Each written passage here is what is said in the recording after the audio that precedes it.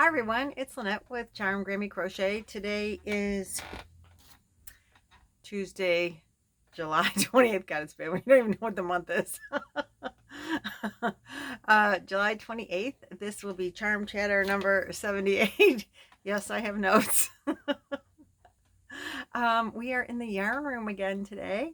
So thanks for joining me. Thanks to all of my subscribers. Anybody new for hanging out, thanks. I appreciate it.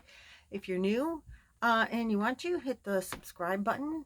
Would greatly appreciate that. Like, share, comment. I always answer the comments. And I do read them all. If there's an answer I can give you, I give it to you. If not, I give you a little heart so that you know I did read your comment. Sometimes it takes me a couple of days, but I do read them all. I do appreciate them all. Don't mind me.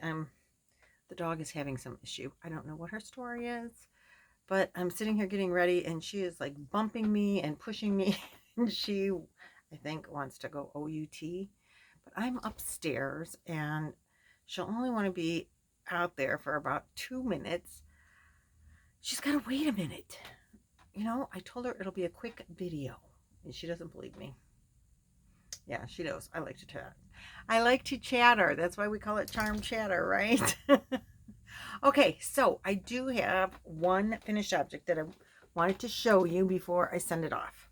So I did finish, if you're on my Facebook group page, I did post a picture, but I did finish the baby blanket for my husband's coworker.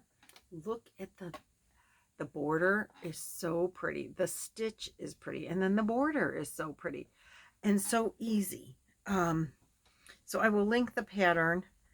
And it's Dutchess something baby blanket. So I did use an entire skein on the pink. Entire skein. Lacey, stop. You know how she likes to chew on herself till she's raw? We have to prevent that. So anyway, I'm sorry. I did use an entire skein of the pink in the Bernat Baby Softie, 1,077 yards. And it was stiff, and I was really disappointed. And I used white, whatever I used. It's still Bernat Baby Softie. Also was stiff. So I took the advice of everyone, and I washed it and threw it in the dryer. And it is so soft now. You know, no one will have any trouble wrapping their baby up in this and just squeezing, not hopefully too hard.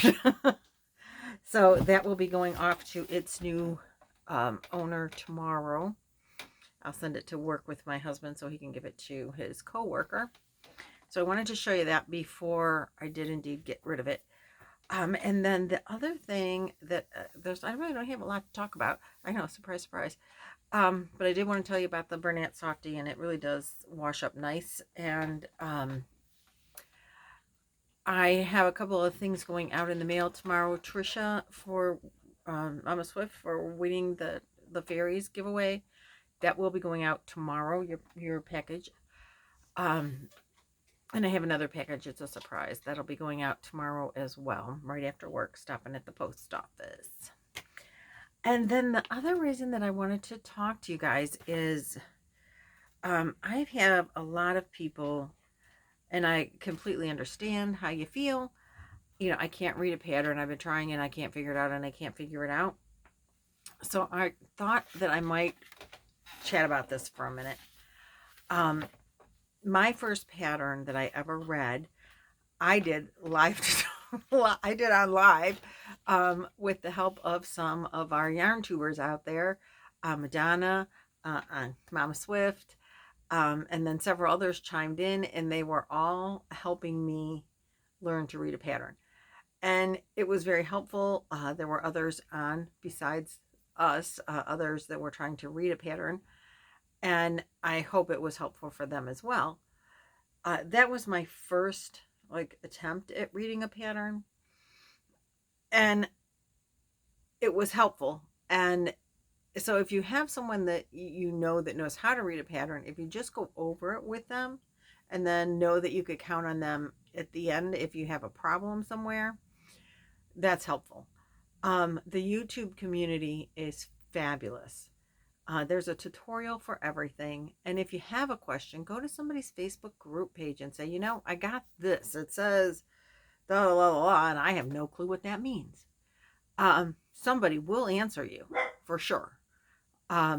Because there's a lot of wonderful people out there in the yarn community, and they will answer you. But then my next suggestion, because, you know, and I'm saying those two things, because I don't want you to feel like you're alone. There's a lot of people that have trouble reading a pattern.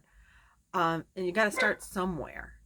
So, you know, but you're not alone, because the YouTube community will help you. Crocheters are wonderful, wonderful people.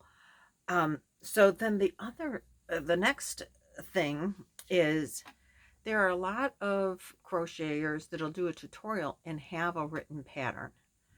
So the next step that I did was follow someone's not too hard tutorial. Yeah, except I picked Mikey. And he does those wonderful, like, half mandala type blankets, and I totally love them. So yeah, I picked Mikey. But I was, the first time, like, I would watch the video, then I would read the tutorial. Then and he includes graphs in his, which, at least in those, he includes graphs. So I was introduced to graphs that way, and a lot of times I could follow the graph better than I could follow the verbiage. But then I would, like, okay, so then the next one I did, I look at the graph, read the verbiage, look at the graph again, then go to the tutorial. I wouldn't necessarily suggest Mikey's, because his are, you know, the ones that I did, on those, like, the textures blankets, study of the planet Earth, and, you know, with all those textures and all those, the blankets, I mean, sometimes the tutorial was a little confusing in itself. But that introduced me to graphs and written patterns. So then the first then I also tried writing a pattern. And the first time I did that, I hand wrote it, just like, you know, yarn over, and, you know, I mean, I wrote out everything, no abbreviations, no whatever. And then I sent it to someone, actually, and then they sent it to someone, and that was for my reader shawl, and they made it into a pattern that I could send to someone as an actual pattern. So that, I think, helped me to understand patterns a little bit better. You know, not saying that you have to design something, but something that maybe would be simple, that you know how to do. If you wanted to do a simple scarf pattern, just double crochet back and forth, like, write that down. How would you write that out? Because, like, maybe to go through that process would also help. It helped me. And then I did the Amanda's Patriotic Blanket, and that pattern I wrote in pattern form, and that made it, and I did pretty good. I mean, the pattern reads like a pattern. So that wasn't so bad. And now I can look at a pattern. I've read through a couple of patterns since then. But, like, I picked up this pattern for this. I showed you guys this before. This came from Hobby Lobby when I was there, and I'm going to make this. And I showed it to my daughter, and you know, I told her I can even read this pattern. I was very proud of the fact that I know I can read the pattern. And so she didn't quite understand of course, first she started looking at the knit stitches, and I'm like, nope, those are knit. But all patterns will come with a little guide that tells you what the abbreviations are. At least every pattern that I've seen does. So, you know, then you know what you're looking at. And, you know, if there's a stitch that you don't know, there's not anything in here that sounds odd, but if you don't know what a back post double crochet is, you can always Google, YouTube that, you know, how to make a back post double crochet, and it will tell you. Then when you go to the actual pattern, This pattern is real easy. It starts with 1 double crochet in the 3rd stitch from the hook, chain 55. And then it's 1 DC in the 3rd CH from hook. Well, even Amanda understood that. So, I mean, and I'm not saying even Amanda like she's stupid, but she's never picked up a pattern and tried to read it from day one. And she's only been crocheting since coronavirus lockdown in March. But she picked up this pattern and she's like, oh, I could do that. She says, that means you do this and blah, blah, blah. And I'm like, yeah, exactly. So then she really likes the scarf on the front of this as well. And so she started to read that pattern and she read it and she understood the beginning, but it's a fishnet. So when it said go into the chain space, she didn't quite understand what that meant. But then I showed her, I said, Amanda, you do know what that means. You're just not picturing it in your head because you've done this before. And so then I even showed her on this blanket, it's got a picot edge. And so you go through, you know, you do the shell stitch. I'm going to drop the blanket. Okay, so you do the shell stitch and then you come around and you do a chain 3 and single crochet, chain 3, single crochet, and you're making these loops. And then you come back and you put the, you know, chain, single crochet, chain 3, single crochet in the same chain 3 space from the row below.